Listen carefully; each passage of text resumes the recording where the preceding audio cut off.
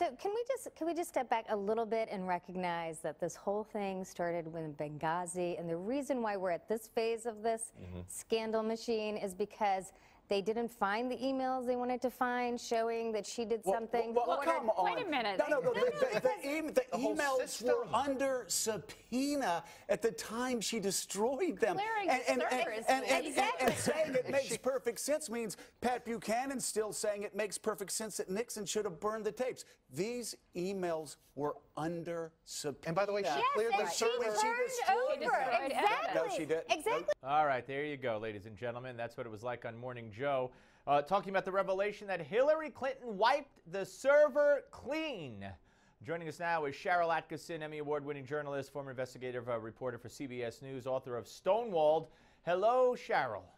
Hi there. Thank you for having me. Always a pleasure. Okay, so what we found out in this Friday night dump, I don't know why they waited till Friday night to tell us all this, but the server's been wiped clean. What does that mean? How could she do that?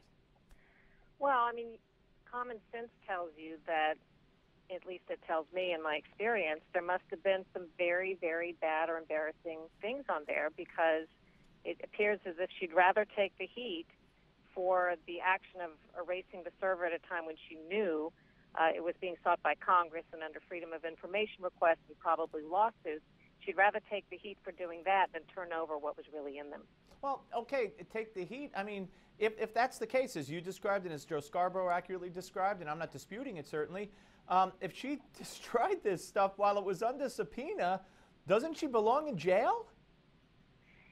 In civil situations, it's my understanding that, yes, you're in a terrible amount of trouble if you know that material you have is being sought under a lawsuit or subpoena and you don't preserve it. In fact, even if there hadn't been a subpoena, it's my understanding, at least in normal civil life, that you're under an obligation to preserve materials that you think might be sought, and clearly that fell under that category, subpoena or not.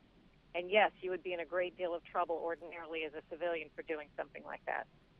And is it different as a government worker, or, well, she is a civilian, right? Yes, but it just seems to be there are different sets of rules for officials who are or were in government, and for the rest of us. I think we've seen that evidence time and time again, whether you're looking at rules that federal officials and former federal officials have to comply with versus what the American public has to comply with. This is a constant refrain, so it's hard to say what, if anything, will happen as a result of this. Now, if we had a Justice Department that wanted to go after her, they could.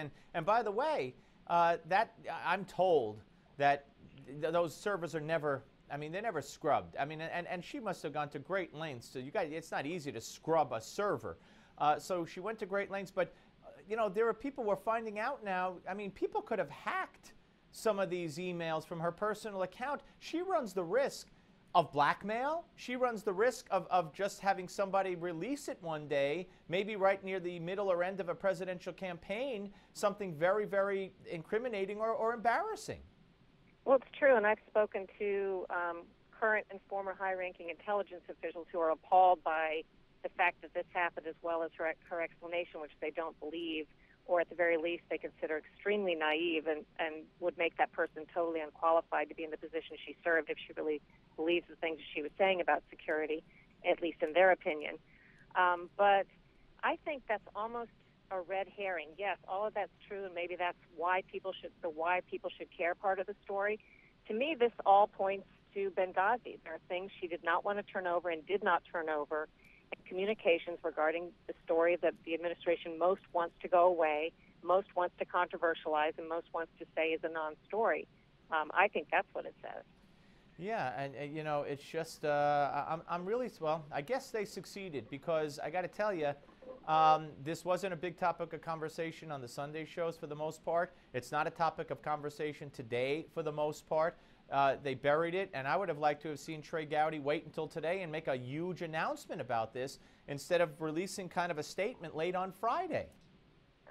Well, it's hard to understand how and why things happen these days. I can just tell you that too often, in my view, the media waits for the Daily's news story to be handed to them, at least what they want to be the Daily News story, by the powers that be. And so if the powers that be aren't going to be talking about it, meaning administration officials or high-ranking corporate people or whatnot, aren't going to be putting a lot of press releases and doing stories on this, Neither sometimes is the media. They're not often doing a lot of their own independent digging. They're waiting for the cues. They're waiting to be told what the stories are day to day. All right, we got 30 seconds or less. Is this going to be a big deal for her? Is it going to stop her from running? Is she going to suffer consequences?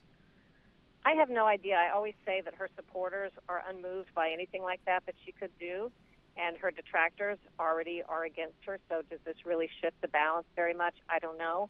But this is not going to be easily shaken off, especially if the news is true that she destroyed the server information.